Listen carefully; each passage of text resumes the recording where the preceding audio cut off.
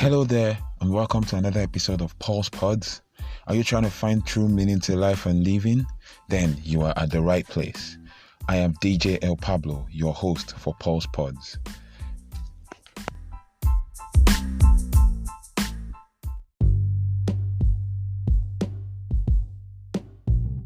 Welcome once again. This is episode 12 of the Live, Love, Learn series, or 3L series for short. And this episode is titled 5 Decisions You Regret Forever. And on a daily basis, we make so many decisions, and this may vary from the mundane to the very important ones that could haunt us forever. I read an article by renowned author Travis Bradberry, and if you've been following through with this podcast, you would understand that I have mentioned him at one point in episode 5 and 6, where I talked about 10 ways in which smart people stay calm. And now I read about Choices You Regret Forever by him, and I tried to do like a short research about the choices and decisions and how many we make in a day and how they affect our future and what we do with our choices in the future and all of that. And in fact, I found out that some sources actually suggest that the average person makes an eye-popping 35,000 choices per day, assuming that most people spend around 7 hours per day to sleep and thus blissfully, choice-free. That makes it roughly about 2,000 choices per hour and one every 2 seconds. So Travis Bradberry says that the sheer number of decisions we have to make leads to a phenomenon called decision fatigue, where the brain actually gets tired like a muscle. Now, one thing to note is that you are a product of your decisions, not your circumstances. Some of the decisions that are minor, such as what to eat, where to go, or tasks to carry out or complete. Some are more difficult, such as choosing between 2 jobs or 2 job offers, or which city to move to, or even whether to get married or not. It just depends. So regardless of these decisions we make, our brains make it hard for us to keep the perspective we need to make good choices. 5 decisions you regret forever. Decisions you've made based on what other people think. 2 things can happen in this situation. You make a poor career choice or other choices. 2, you fail to uphold your morals. These are some of the decisions that are affected by other people's opinions that could happen. Now, the best way around this, or the best way to avoid falling prey to the opinions of others, is to realize that other people's opinions are just opinions, regardless of how great or terrible they think they are. Their opinion is their opinion, and that's their opinion. Your true self-worth comes from within. I was thinking one day, and something popped in my mind. When you don't have an identity, you'll always be defined by the opinion of others. Think about it. Number 2, you'd wish you had not worked so hard. That's amazing, right? Oh, that's weird. Okay, working hard is a great way to impact the world, to learn, to grow, to evolve, to feel accomplished, and sometimes to even find happiness. And it becomes a problem when you do so at the expense of the people closest to you or the ones that you love.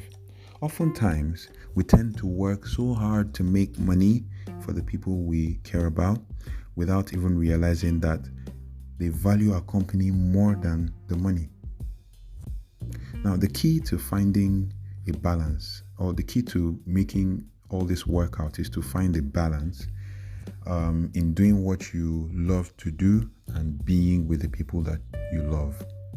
Otherwise, you will look back one day and wish that you had focused on spending time with the people you love. Number 3, you would wish you had expressed your feelings. As children, we've been taught about our emotions and how our emotions are dangerous, and therefore we should bottle up our emotions or even control them. Now, this usually works at first, but boxing up your feelings makes them grow and until they erupt one day. So most men go through this. Now check out the conversation with Mr. Mark in episode 8 to learn more about how men go through the stress of bottling up emotions and how they deal with it. Now, the best thing you should do in this situation is to put your feelings directly on the table. Though this is very painful to initiate, it forces you to be honest and transparent. Do not let your feelings fester. Be honest with yourself and do not react, but be rational in your response to what you feel. Be in touch with your emotions. And I'd advise you to read the book He Emotions by T.D. Jakes, and you'll learn more. It's not just about the he, it's also about the she. So you learn more about how to be in touch with your emotions and how to handle your emotions when you get to really difficult points in your life. Now, number 4, you would wish that you had stayed in touch with your friends. When you get caught up in your weekly routine, it is easy to lose sight of how important people are, especially those you make time for or you have to make time for. So relationships with old friends are among the first things to fall off the table when we are busy. This is unfortunate because spending time with friends is a major stress buster. Close friends bring you energy, fresh perspectives, and a sense of belonging in a way that no one else can. Now, with the plague that the world is going through right now, you basically understand what it means to actually share a close connection with friends, no matter how far they are.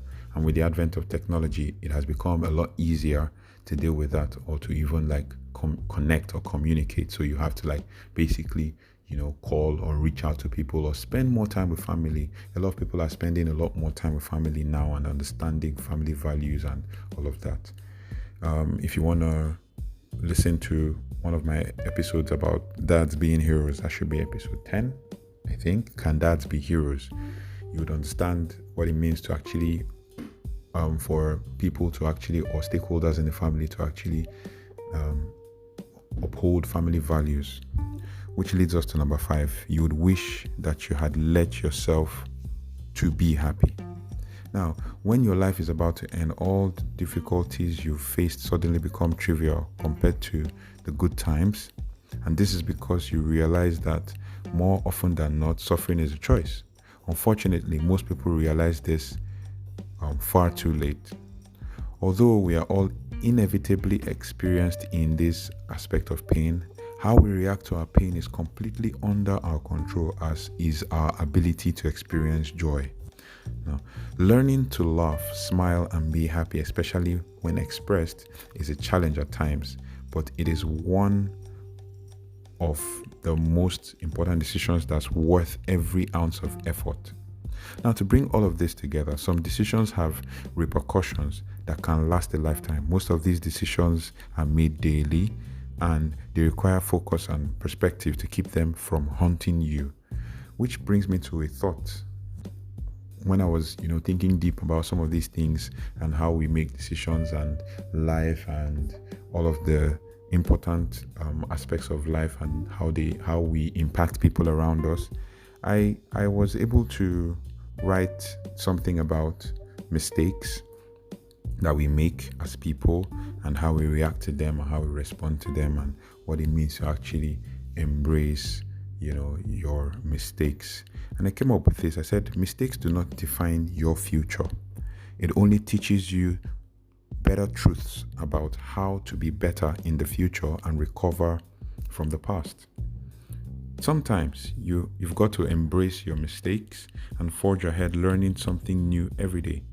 You find healing when you embrace what has happened to you and decide what you want to do with what you have. Healing comes when you are wholeheartedly and unswervingly forgiving. So when you forgive, healing comes. Nobody understands what you're going through but you, and you are your only limitation. You should not be imprisoned by your mistakes. Instead, let your mistakes liberate you. Even the devil cannot accuse you of your mistakes the moment you realize that you have embraced them. I'm all about this principle that it is better to deal with a situation now that you're here, not to actually fall back to what you've done in the past. So I'll leave you with this to round this all up. You are blessed with the power to sow a seed of joy or bitterness. But I charge you this day to sow a seed of joy in the lives of people around you, because you are empowered to do so. God bless you. God bless your heart. And thank you for listening. And I look forward to seeing you on the next episode. Have a great one.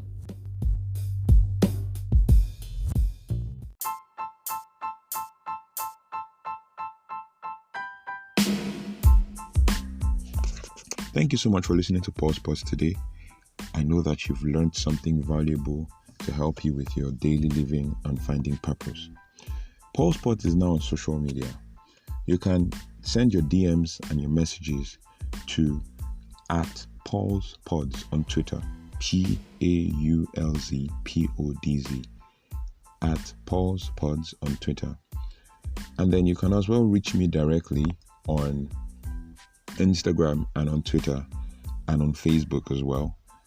For Instagram @DJ El Pablo, and then for Twitter @DJ El Pablo _, and then for Facebook is @Mr. El Pablo. You'll surely find me. Send in your messages, your reviews, your comments, and your suggestions. Thank you for listening, and God bless your heart.